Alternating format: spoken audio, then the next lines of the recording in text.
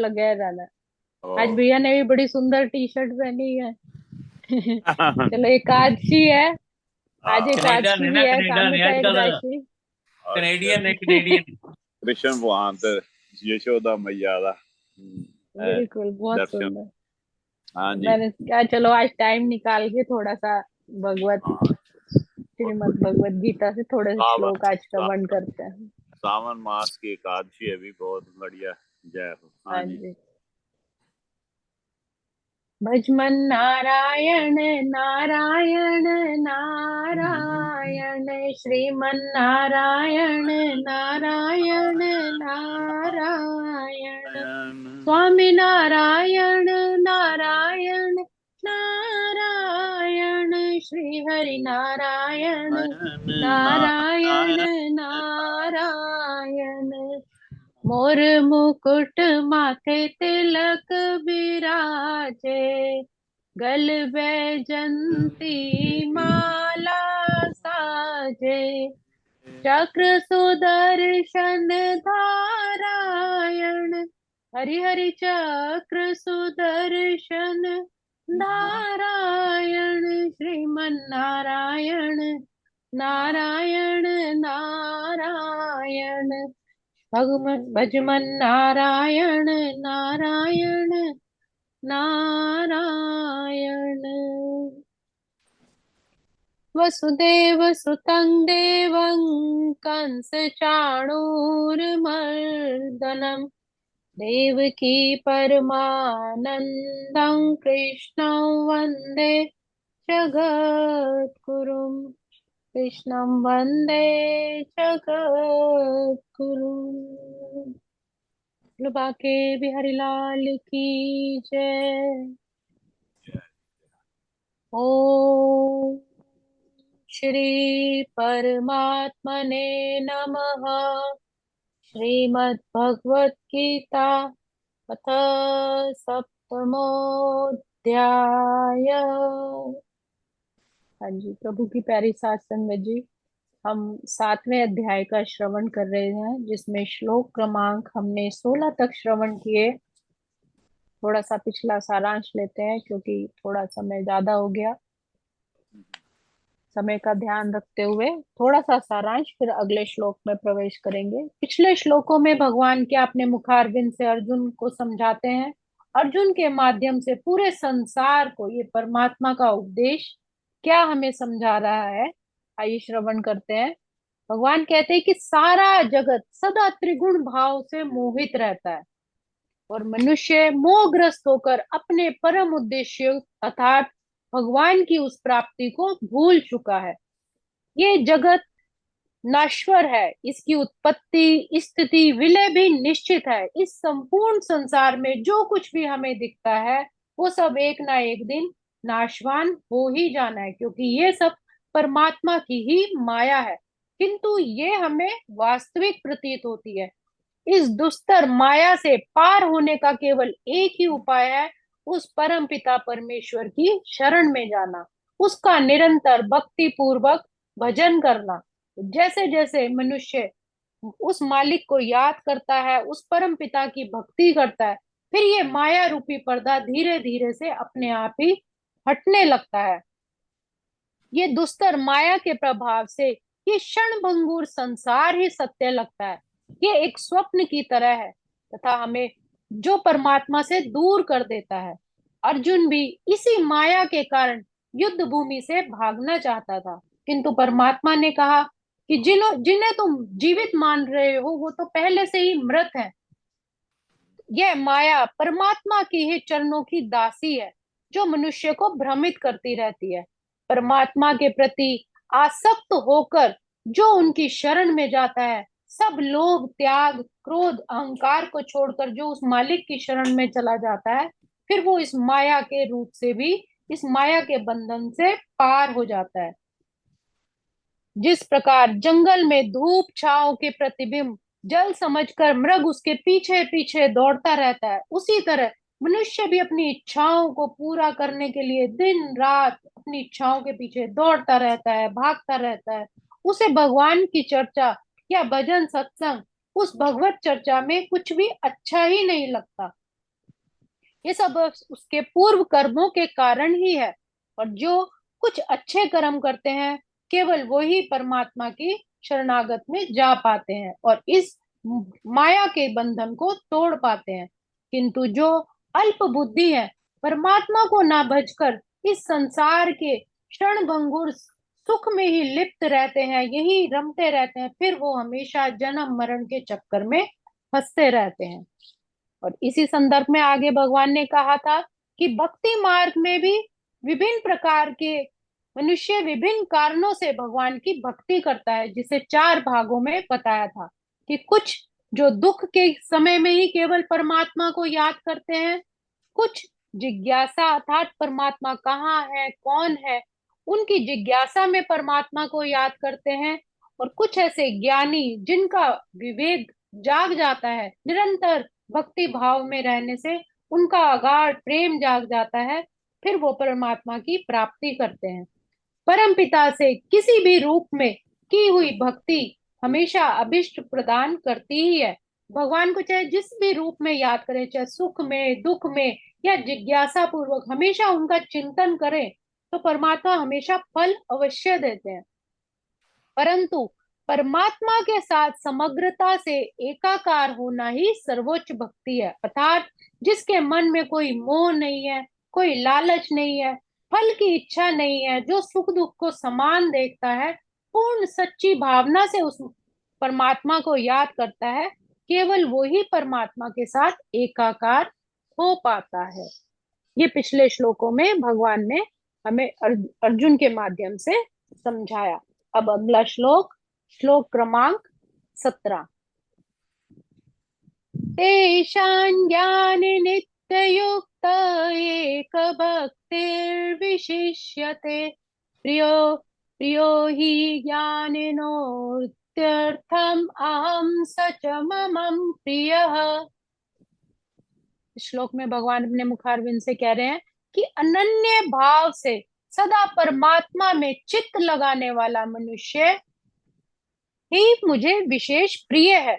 ईश्वर को वही प्यारा होता है जो अनन्य भाव से बिना किसी इच्छा के उस मालिक में अपने चित्त को अपने मन को लगाए रखता है।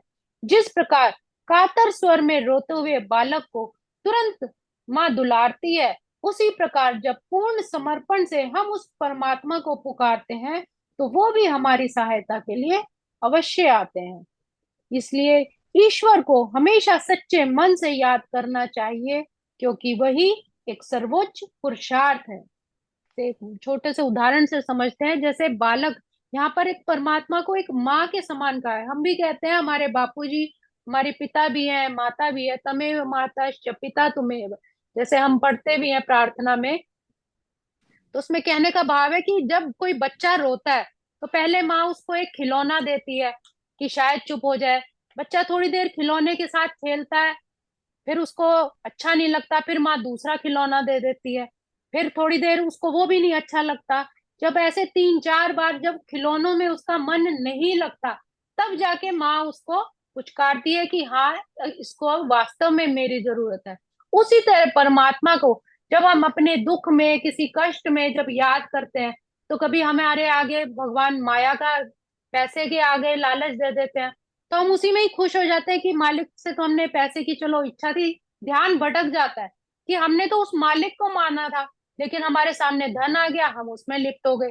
कभी परिवार की चाह होती है, बच्चों की चाह होती है, तो वो खिलौना मालिक हमारे सामने रख देता है, हम उसमें मग्न हो जाते हैं, फिर मालिक को भूल जाते हैं। तो इसी तरह परमात्मा हमारे आगे भिन्न भिन्न खिलौने रख देता है। ये भी खिलौने, संसार में ये सब खिलौने ही है, क्योंकि सब चीज नाशवान है। हम उसमें लिप्त हो जाते हैं, उस मालिक को भूल जाते हैं कि जिसके लिए हमारी जो अंदर की तड़प थी, जिसको हमने याद करना था, जो हमें चाहिए था, हम उनमें, हमारी गलती होती है कि हम उन्हीं सांसारिक चीजों में लिप्त हो जाते हैं और उस परमात्मा से दूर होते चल जाते हैं। वाह। जब हमारी इच्छा पूरी हो गई हम भूल गए। लेकिन अगर हम उन चीजों को जो हमारे आगे लोभ लालच की वस्तुएं आगे मालिक देता है, हम उसकी उपयोगिता तो समझे लेकिन उसमें लिप्त ना हो, केवल उस मालिक को याद करें, तो अवश्य वो हमारी इस करुण पुकार को सुनकर अवश्य आते हैं और हमें भी फिर उस माँ की तरह अपने गले से लगाते हैं। तो वाह। जिसमें हमारा फल ना हो, जिसमें हमारा लालच ना हो, अगर इस भाव से उस मालिक को याद किया जाए तो वो अवश्य ही उस बालक की भांति उसकी करुण पुकार सुनकर मालिक जरूर, वो परमात्मा जरूर आते हैं। अगला श्लोक। उदारा सर्व एवैत्य ज्ञानी त्वात्मेव मे मतम् आस्थितः स हि युक्तात्मा मामेवानुत्ततां गतिम्। 18वें श्लोक में भगवान क्या कह रहे हैं कि भक्ति की सभी श्रेणियां उत्तम है। चाहे आप सांख्य योग से करो, ध्यान योग से करो, भक्ति योग से करो, किसी भी विधि से करो, सभी श्रेणियां उत्तम है। भगवान सभी की भक्ति को ग्रहण करते हैं, स्वीकार करते हैं। जो जिस भाव से बजता है उसे परमात्मा उसी रूप से फल भी प्रदान करते हैं। परंतु ज्ञानी भक्त जो परमात्मा को बिना किसी इच्छा से, बिना किसी फल भावना से, अनन्य भाव से बजता है, तो वह तो परमात्मा की आत्मा है। वह ज्ञानी पुरुष, वह जीव उस मालिक की आत्मा के समान है और उसी के हृदय में हमेशा वास करता है। रामदास स्वामी भक्त की परिभाषा देते हुए कहते हैं, विभक्त ना वे तो भक्त, अर्थात जो परमात्मा से एक क्षण के लिए भी पृथक न हो, हमेशा उसकी श्वास पर, उसकी जीवा पर उस मालिक का नाम हमेशा निरंतर चला रहता है, एक क्षण के लिए भी वो अपने प्रभु से, अपने सदगुरु से पृथक नहीं होता, वह ईश्वर के परम प्रिय है। ऐसे लोग, ऐसे भक्त वो परमात्मा के सबसे प्यारे बन जाते हैं, जो एक क्षण के लिए भी अपने मालिक को भूलते नहीं। संत तुकाराम का अगर हम उदाहरण ले तो निष्काम भाव से निरंतर विठल विठल विठल नाम का ही उच्चारण करते थे। वे भगवान से कहते थे कि हे प्रभु, मैंने आपके चरण भक्ति के बदले गिरवी रखे हैं, आपके चरण भक्ति के बदले गिरवी रखे हैं। यदि आप अपने चरणों को छुड़ाना चाहते हैं तो मुझे बदले में भक्ति ही प्रदान कर दीजिए। वाह। अर्थात इतना प्रेम, इतना प्रगाढ़ प्रेम उस जो मालिक से करता है, तो सदैव मालिक भी फिर उसके हृदय में ही निवास करते हैं। वो फिर उससे कभी भी अलग नहीं होते। भक्तगण सदैव मेरे हृदय में वास करते हैं और मैं भक्तों के हृदय में वास करता हूँ। भक्त मेरे अतिरिक्त और कुछ भी नहीं जानता। जो भी कर्म करता है, जो भी कुछ करता है, वो मुझे समर्पित करके ही करता है। और मैं भी भक्त को कभी नहीं भूलता। क्या संसार उसको कभी भी भूल सकता है? क्योंकि ये तो सिर्फ नाशवान है। परंतु मैं अपने प्रिय भक्तों को कभी नहीं भूलता। मेरे तथा शुद्ध भक्तों के बीच में एक घनिष्ठ संबंध स्थापित हो जाता है।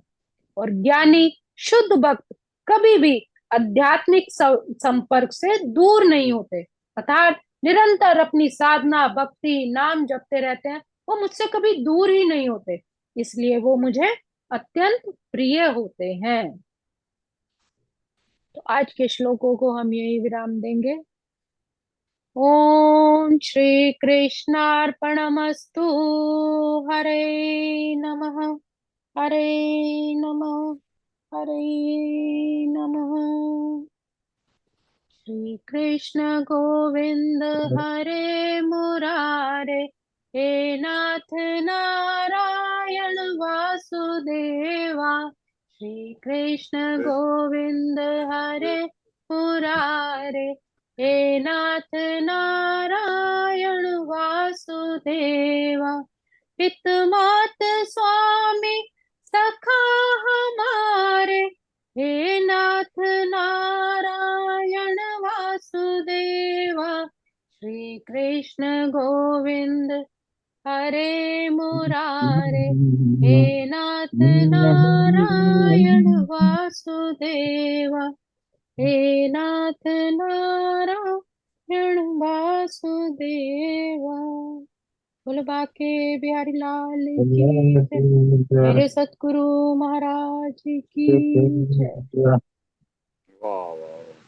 बहुत सोना जी, बहुत सोना। गीता कितना सुंदर प्रभु ने उपदेश दिया और कितने सुंदर एग्जाम्पल उदाहरण से ये समझाया कि जैसे माँ खिलौने आगे रख देती है, बच्चा चुप कर जाता है, वैसे हमें जिंदगी में ऐसे कुछ दे देते हैं प्रभु, चलो ये देखते हैं इसको, है ना। ये एक गुरु नानक देव जी की भी साखी आई है, वो कहते भी सारे नामदान आपके दर्शनों के लिए, सत्संग के लिए आना चाहते हैं, मिलना चाहते हैं। कहते कोई बात नहीं, वो साथ साथ मर्दाना और वो जा रहे हैं, और पीछे से पहले तो महाराज जी ने ऐसे चांदी का सिक्के फेंक दिए अपनी अपनी शक्ति से, वो कई सिक्के लेके पीछे हो गए, फिर ऐसे सोना लेके कई पीछे हो गए, फिर हीरे लेके, तो सारे सिर्फ मर्दाना ही रह गया। कहता किसी को मेरे सत्संग का शौक नहीं है, ये तो अपनी अपनी इच्छाएं लेके अपनी अपनी दुनिया की खिलौने लेने के लिए आते हैं, तो इनको खिलौने मिल गए तो तू ही रह गया है। तो इसलिए ऐसा मत सोचो, ये सब ऐसे ही दुनिया। तो वैसे ही खिलौने जैसे देती ना माँ, तो ये बात ठीक है, हम लोग उसमें देख के खुश हो, बात ठीक है, फिर प्रभु को फिर कभी देख लेंगे यार, उनसे फिर कभी मिल लेंगे, ये प्रबल इच्छा नहीं है। और पहले जो सारांश में बताया इन्होंने, सारा दिन चाहे 20-20 घंटे, 15-15 घंटे, को 14-14 घंटे मेहनत करने वाले लोग हैं, लेकिन प्रभु का नाम लेने वक्त वो ऐसा, मस्कीन जी कहा करते थे, संत सिंह जी मस्कीन, के सारा दिवस मजूरी करे, हर सिमरन की बेला बजर सिर परे, ऐसा बस भगवान का नाम लेने तो ऐसा लगता है पहाड़ गिर पड़ा ऐसा है सिर पे, पता नहीं कैसे इतना मुश्किल है ये, है ना। उस तरफ क्योंकि पिछले जन्मों का हिसाब होता है, किसको किसी को प्रेम होता है, किसी को प्रेम नहीं होता है, सब इससे दूर भागते हैं प्रभु के नाम से। बहुत सुंदर संगीता भी, मिस यू भी, आप इसमें थोड़ा थोड़ा जब भी समय मिले थोड़ा सा सुना दिया करो, भी बहुत सुंदर कमाल है। श्रीमद् भगवत गीता को प्रणाम है, कृष्ण भगवान को, अर्जुन जी को, सबको प्रणाम है। और आपको भी प्रणाम है, आप भी इतने प्रेम से, इतना इतनी आपकी शुद्ध हिंदी, शुद्ध संस्कृत, इतने इजीली आप तो बड़े सहज से श्लोक पढ़ देती हैं, ये बहुत सुंदर बात है, बहुत ही, हम we are so proud of you, God bless you. हाँ, इनके उच्चारण बहुत बहुत सारी शैली संगत भी का बहुत बहुत धन्यवाद। और प्रस्तुति भी जो है वो बहुत लाजवाब है। एकदम थोड़ा सा पल्ले पड़ती है हमारे सारी जैसे मंद बुद्धि हैं, सारी जो संगत का बहुत बहुत धन्यवाद है, अपना बाल कीमती बाल समय बुद्धि देते हैं। जो है, हम लोग, हमें भी थोड़ी समझ लगनी शुरू हो जाती है, नहीं तो भगवत गीता को समझना वो आसान बात नहीं बहुत होता। मुश्किल है। नहीं, मैं भी सत्संग सुनती हूँ, सुधांशु जी महाराज जी का, प्रेमानंद जी का, और किसी संतों पुरुषों की वाणी आ जाती है, वो सुनती हूँ, समझती हूँ, उसके बाद ही फिर मैं भी उच्चारण करती हूँ कि आपको हाँ, जो है सारी संगत को पूरा समझ में आए। नोट्स ऐसे बनाते हैं, नहीं बहुत समझ में टाइम, आ सकता कुछ भी। बहुत, मैं कोशिश कर रही हूँ कि भाई चलो, हाँ बहुत जितना हो खुश, सके परमात्मा का नाम लिया जाए, समझ खुश में आए रहो, सबको। स्वस्थ रहो और दीर्घायु हो आपकी, भाई हम सब ऐसा अरदास करते हैं। हाँ जी। बापू भैया जी कृपा करे कृष्ण जी रखे। की भैया कृष्ण हाँ जी जी, की गीता को और हमारे संगीता को दोनों को प्रणाम है। वाह देखा, नहीं, ये तो कविता मैं को, किसी लायक नहीं। कविता, आप सबका प्यार कविता जो ना, आशीर्वाद है, यही मेरे लिए हाँ, सबसे बड़ी ताकत है। नहीं नहीं, जितना अच्छा उन्होंने मतलब हमें लिख के समझाया, आप उतना हमें बोल के वो समझा रही हो, इसलिए दोनों को हाँ। प्रणाम। और देखो कितने ये मेरे कविता, मालिक का, इसका मेरे नाम ऐसे सतगुरु नहीं, का कविता, प्रणाम है। जो कविता को, इतना प्रेम मेरे अंदर भरते हैं तो मैं बोलने लायक बन जाती हूँ। ये हाँ, सब मेरे सदगुरु की कृपा है। बहुत बहुत कोटि धन- कोटि धन्यवाद है और वाह, मेरे हमारे मालिक तो का। बापू जी को तरस आ गया, इसलिए आपको हमारे साथ जोड़ दिया, और इतना बहुत अच्छा हमें आप समझाते हो। ये बहुत उन्होंने बहुत माध्यम बनाया कि इसको बिठाना है यहाँ पर, ये खाली बैठी है वेली, इसको कोई काम नहीं है, इसको सत्संग में जोड़ो। इसीलिए भैया के थ्रू मुझे मैसेज मिला है तो मैं यहाँ आई हूँ। बहुत बढ़िया। बिना मालिक की मर्जी के कुछ नहीं होता। ये ये प्रभु तो है हमारे जैसे अंदर जब प्रेम जगाना चाहते हैं ना, तो तभी ये होती है उड़क, नहीं तो बैठे हैं सब अपने घर ही। ये वाह, तो भैया का बहुत बहुत शुक्राना है, बापू जी का शुक्राना है, जो भैया प्रभु, ने ये टाइम जो ना 3 घंटे, 3 साढ़े 3 घंटे होते हैं, 3 साढ़े 3 घंटे ये, और 2 घंटे भैया ने हमारे सुखनी साहब के, 5 घंटे भैया ने हम्म। हमारे बापू जी के नाम पे लिख दिए। मैं दो ये घंटे भैया बहुत को बहुत बहुत नहीं, शुक्राना। 2 घंटे थैंक यू कौन है। से, 2 घंटे कौन से? भैया सुखमनी साहब पाठ जो हम आपके अच्छा। माध्यम के द्वारा सिखाते हैं। करते, 2 घंटे बढ़िया। भैया वो, ये आपका जो सीख है ना, कहते हैं ना, संगत जैसी संगत वैसी रंगत, ये आपकी वाह, संगत का असर बिल्कुल। है। चलो बहुत शुक्र शुक्र, आप बस सद्बुद्धि बख्शी रखें प्रभु, बस ऐसी कृपा।